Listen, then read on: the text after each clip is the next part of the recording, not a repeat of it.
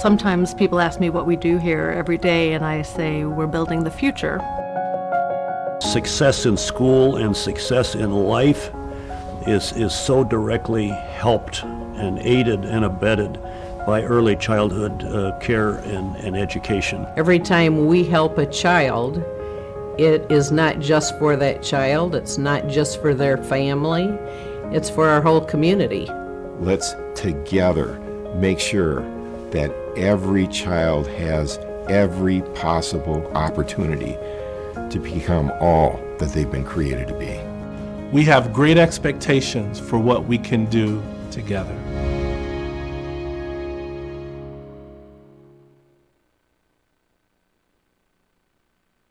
I am Saeed, and I am a dad of 4 kids.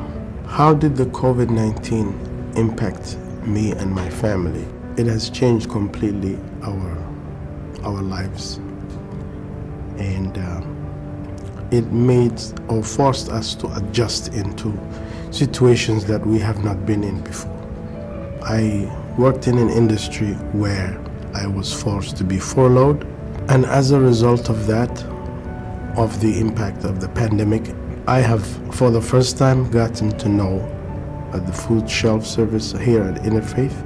And through there, when I was at a pickup line, I was given a brochure that described the sponsorship for the caring for kids.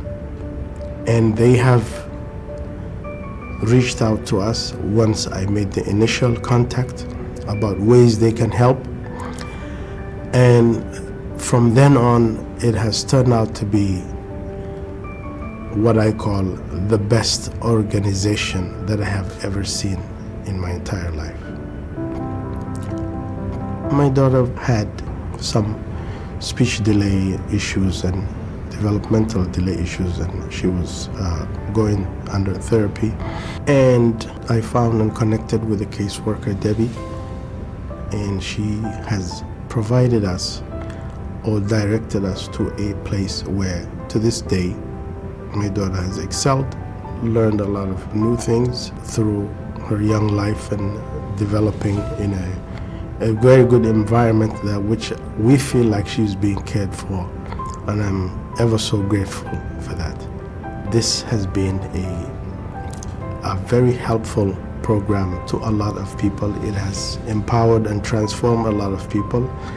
It has created opportunity for people to fill the gap or the void to make better things for their lives and for their families, because they have taken that pressure off in terms of helping them with the child learning centers and the services they provide. I would like to thank whoever that made this possible, and please continue to give, because this program, it is irreplaceable, and there is no other program that I have seen that is so effective and in empowering people's lives and kids and families. Thank you. Good morning, good morning, good morning. Welcome to the 15th annual Caring for Kids Breakfast. My name is Kevin Ward, and I'm the Executive Director of Interfaith Outreach and Community Partners. I want to begin by thanking Saeed and his family. Saeed talked about filling the gap, taking the pressure off in terms of helping families with early childhood support and services. This is the work Caring for Kids has been doing for the last 15 years. And today we want to celebrate the visionary partnerships and accomplishments on behalf of our community's children and families. Quality early childhood programs are at the heart of CFK. Always have been, always will be. I want to extend a special thanks to the individuals and organizations who stepped up to kick off the breakfast with their financial support. Our event hosts, sponsors, and leaders of giving. Thank you to our amazing quality provider network, affectionately known as QPN Partners, and our CFK Advisory Committee. You're going to hear from several of those folks doing the program today. And I want to thank all of you for joining me this morning. Thanks for getting out of the bed. Now, it's breakfast time. Grab a cup of coffee, some juice, or something to eat, and let's enjoy our time together. Caring for kids is very much a story about right now. The importance of early childhood education remains critical today. Multiple studies report that 90% of a child's brain development occurs by the age of 5, and the quality of experiences, good or bad, shapes how the brain develops. We have big goals and we have big work to do to ensure every child has good quality experience necessary for success in school and in life. Today, our goal is to raise $150,000. And the first $65,000 raised this morning will be doubled by our Leaders in Giving, a group of committed Caring for Kids supporters. Thank you for your generous support. Please donate throughout the program this morning. There is a button right near the top of the screen that says Donate. Now, wherever you are, if you're at home, if you're at the office, if you are on your smartphone, what I want you to do is take your finger and touch my finger. Come closer to the screen. Come closer. Touch my finger. Okay? Are you touching my finger? Now what I want you to do is go up and hit the donate button. That's right. Hit the donate button. Push it now. This is our 15th year. And it's a perfect opportunity for us to double down on our big goals of what we can accomplish and do together. Welcome to the Caring for Kids Breakfast.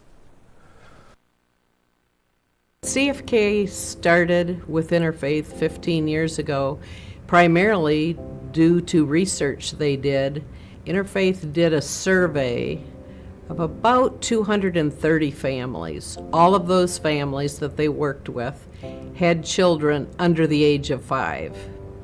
And when they asked them, what's one of your biggest barriers to working, the answer of 95% of those people was the cost of quality child care. There was some new legislation called Welfare to Work Reform legislation.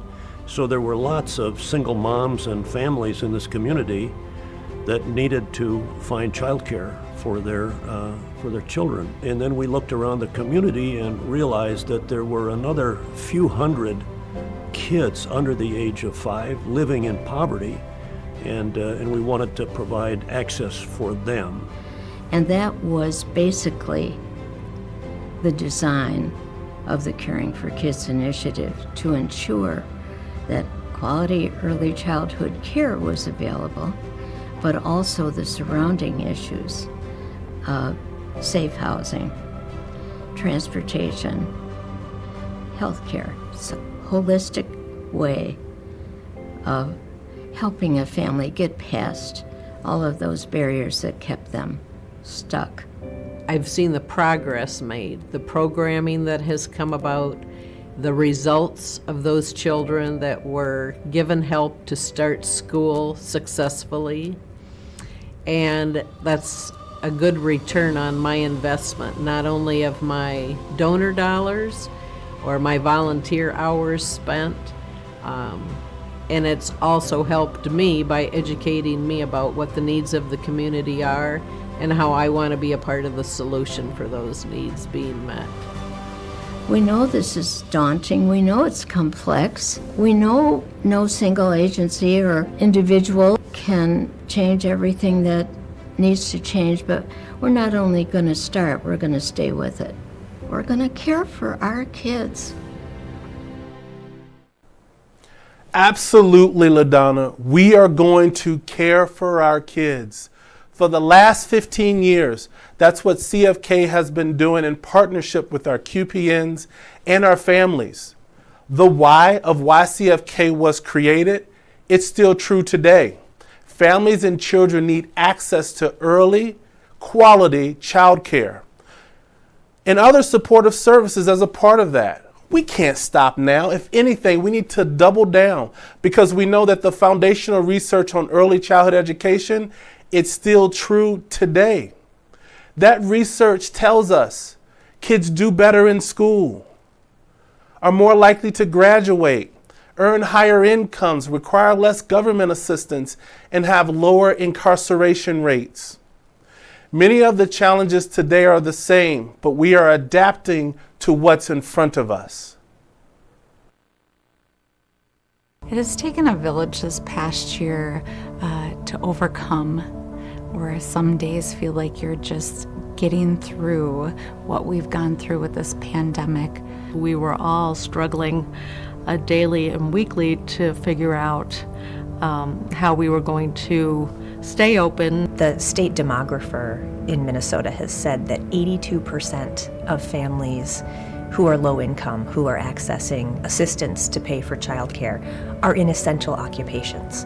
So the heroes of this are the childcare providers who have been there on the front lines this whole time at increased risk to themselves and their own families, providing that nurturing care for children so that those children's essential worker hero parents could be on the job doing their essential functions. We found that most of the families who returned to us right away were families who were low income. They were in essential jobs like grocery clerk and delivery driver and nurse's aide, but they were in low paying jobs. And also for many of them, if they didn't show up to work, then they wouldn't be paid. This has been a very volatile time for child care programs, so for CFK scholarships to provide that stable set of revenue and dollars for programs is really essential at this time as we think about what it will take to rebuild many of the programs in our community that have been really challenged by the pandemic.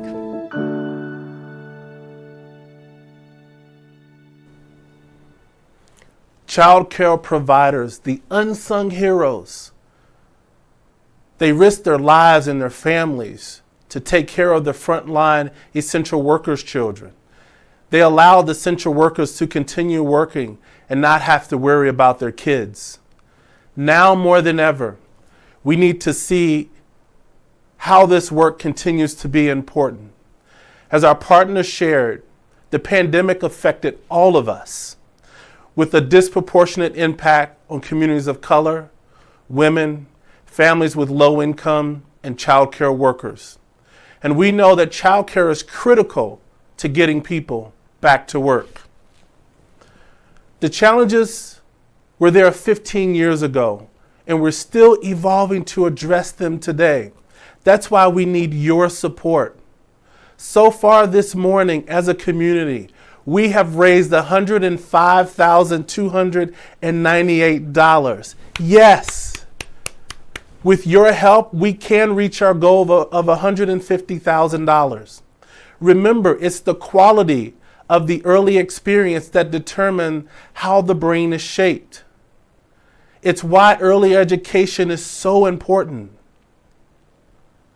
CFK is the foundational program of the Great Expectation Initiative, known in our community as GE. It's a collaboration between Orono Schools, Wayzata Schools, and Interfaith. GE aligns efforts and leverages resources from the community to ensure that all kids have the cradle to career support and opportunities they need to thrive. We believe that it takes a village, all systems, all sectors, working together for the good of our children. CFK fits into the GE initiative because it's our absolute foundational program. It's the very beginning of a child's life and their experience in the educational system, as well as their learning journey. Not only are we supporting these really little kids in attending high quality care and education, helping get them ready for kindergarten, social emotionally, which is the most important, but also across all of their kind of developmental domains. But we're also wrapping around the family and providing that kind of multi-generational support that we know is really important to support kids in seeing a really great future. And the goal is to bring us all together for a common mission. And that mission is to support children and their families from really the time they're born until they have a career and can be stable in their adult lives. And that's a big mission, and it's something that not just one entity can do. Early childhood education is so important, and that investment sets their path for success in school, for graduation, for going on to have a good paying job. So when we invest at the earliest time, it has society implications that are incredible. Really, in early education, they develop confidence, the ability to trust other adults, and to hopefully really love school. It's the foundation of their cognitive and social and emotional learning. One of the most important things for our students to learn is the social emotional skills. It helps to provide them with the skills in order to build friendships, to overcome problems. If they struggle with the social emotional skills, they will struggle with every element of school moving forward. What are the key ways that we can support families in being economically stable? And I liken it to a three-legged stool where we look at education, workforce development, and housing. And families are really most successful when they have three solid legs on the stool. If there's a missing leg, like education, the stool gets wobbly, and they're missing that really key stability. And so coming together with our partners through initiatives like Great Expectations and Caring for Kids really helps us to provide that stable stool, including education, housing, and workforce development. Quality care is tied to equity, that you could not have one without the other. And providing that opportunity for each family is what equity is. No child's limited by their situation they came from. So ultimately, an exceptional outcome for children in the Great Expectations initiative is that they reach adulthood as thriving individuals, well-rounded, able to succeed in the world, connected to our community, and supported by a community that cares for them and is wrapping around them and their families. The law expectation states that 85% of what you expect to happen will. We have great expectations for our kids from cradle to community to career. However, expectations alone won't do it. As a community, we have to believe every child deserves access to quality early education and ongoing family support. We want all our kids to dream and then work as a community to make those dreams a reality. We can do this together. It takes everyone working together to accomplish this. There's a message I'm concerned about, that if a child comes home and thinks, I would love to try this, and the answer might be at that moment, we can't because. And then eventually that child takes on that message of, this isn't for me, I can't because. And it becomes limiting to them in their thoughts. And so these funds and these programs offer children a chance to expand and explore and educate themselves in a variety of ways and enriching ways that really make us all better.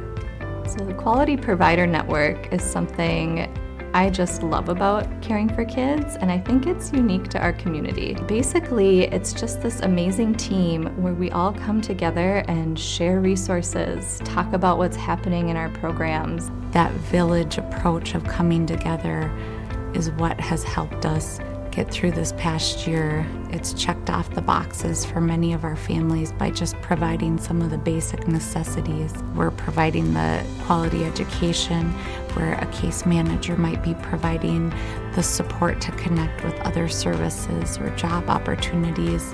And we know that the district is there to partner and make sure that the children are ready for that next stage as they enter kindergarten. We talk about the learning gap, and I see GE along with our partners standing in the middle, holding both ends and trying not to let that gap widen. And we're holding it, whether it's tutoring, whether it's additional support, whether it's resources, in tandem with the schools. And then as the partnership blossoms, we not only keep it from widening, but with the strength, we begin to narrow it for every single student that we serve and their families. Early childhood education and care is incredibly expensive. We have families here who have talked to us, and essentially it's another rent payment or another mortgage payment. We know that the cost of quality childcare in Minnesota and across the nation is simply out of reach for most families. The average cost of childcare in Minnesota can exceed the cost of a four-year college tuition. It takes a whole community. No one could do it alone to support as many kids as this community is able to support. So we know that Great Expectations Initiative and programs within it, like Caring for Kids and others, are the right approach to increasing access to educational opportunities and eliminating disparities experienced by our students. And we know that because we see it working. Thank you to our partners. We couldn't do this without you. Everyone count and is needed. You know, this is personal for me. I know firsthand the importance of early quality education and family support. My mom was 13 years old when she got pregnant with me and had me at the age of 14. Because of that decision, she was not supported very much from her mom because of the shame and the embarrassment associated with that. My father was not in the picture. And I stayed home and didn't go to school until kindergarten. There was not much interaction during that time of development and engagement. And I recall an experience when I was in first grade. I was in Mrs. Thomas' class, and it was early in the year. And Ms. Thomas was going around the room, and each kid had to read a word. It wasn't a complex word. And I felt anxiety as she started on the left side of the room and worked her way around because I was on the right side. And I tried to count the number of kids to determine which was going to be my word so I could try to figure it out. But I couldn't, and I didn't. It got to me, and Miss Thomas called my name. And I had my head down, and she says, "Kevin, what's the word?" And I didn't know the word. Didn't even have the tools to sound it out. And so as I'm having my head held down, tears began to come from my eyes onto the page. And the page became blurry. And I could hear the kids snickering and laughing. So I got up and I ran out of Mrs. Thomas's room, and they eventually came and found me and put me through some testing, and at that time realized that I was really behind, that there was a gap in where I needed to be and where I was. But Ms. Thomas had 27 kids. There was no way she could close that gap. So they put me with Mrs. Schroeder, a special ed teacher, who took the time and spent with me every single day. She worked hard to close that gap, and she did. And it was because of her and all the educators. She was my QPN. She was the net that saved me, that allowed me to be where I am today. And I thank her, and I thank all the educators, all the support systems, and all the families, because it works. The bottom line is it takes all of us working alongside of each other, watching out for each other, and caring for each other. That's what CFK enables us to do. That's what's possible when communities unite around our children.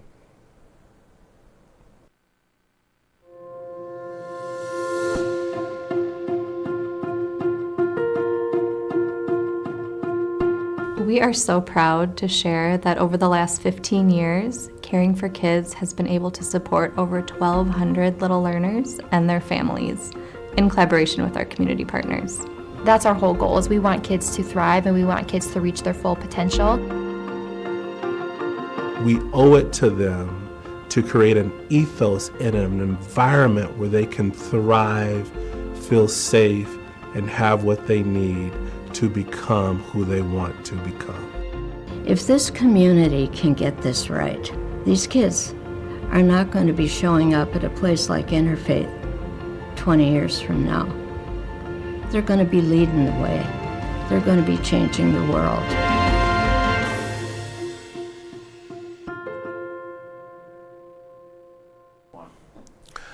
The challenges sometimes seem insurmountable, but not when we stay grounded as a community in the values we share and the values that drive CFK. The reason CFK works is that it gives us an opportunity to act on our shared values.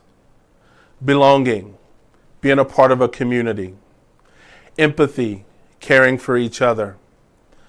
Equity, opportunity for all. Shared responsibility, investing back in the community. And choice, you decide. The good news is we are currently at $126,140. We are getting closer and closer to our goal, but we need you to give. We do have 62 families that are currently on our CFK waiting list, so let's close that gap. Here are the funding levels. When you hit the donate button, you will see opportunities to support all kids and their families with gifts of about $5,300 to fund a scholarship for the entire semester, $1,300 to fund a month, or $300 for even 1 week. A gift of any size can and will make a difference in the life of a child and is appreciated. The bottom line is we have expectations of what we can do together. And great expectations start from here, from cradle to community to career. Thank you for your time this morning. It's now in the community's hands.